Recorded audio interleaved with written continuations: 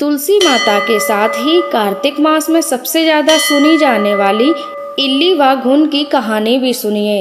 एक बार इल्ली और एक घुन था।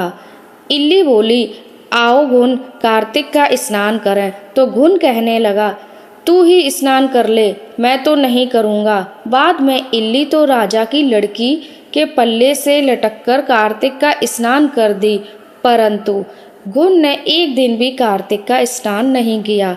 दोनों मर गए।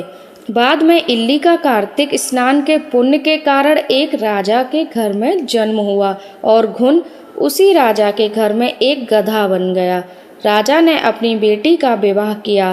बेटी ससुराल जाने लगी तो उसने अपनी पालकी रुकवाकर और राजा से कहा, मुझे यह गधा भी चाहिए। तब राजा ने कहा, यह मत लेकर जाओ, चाहे धन और दौलत लेकर जाओ। पर लड़की नहीं मानी, कहने लगी, मुझे तो यही चाहिए।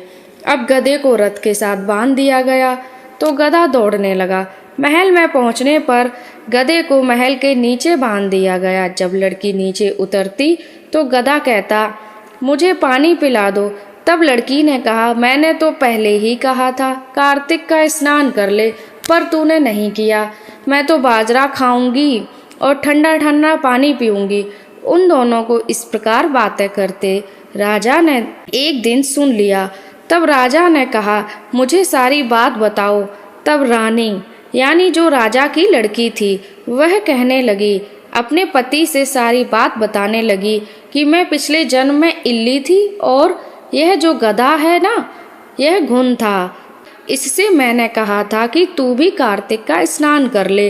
इसने एक दिन भी कार्तिक का स्नान नहीं किया, जबकि मैं तो कार्तिक का स्नान करती रही और कार्तिक स्नान के पुण्य से इस जन्म में राजा के घर में पैदा हुई और आपके घर में अब देखिए मैं राजपाट कर रही हूँ।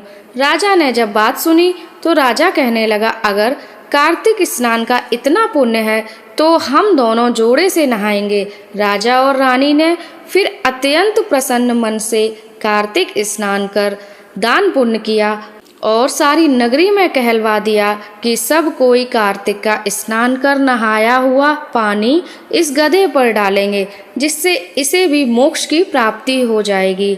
हे कार्तिक महाराज, भगवान श्री हरि जैसा सुख आपने इल्ली को दिया वैसा ही हम सबको देना। जैसे मोक्ष की प्राप्ति उस गधे को जो अपने पूर्व जन्म में एक घुन था उसे हुई, वैसे ही मोक्ष सभी को देना।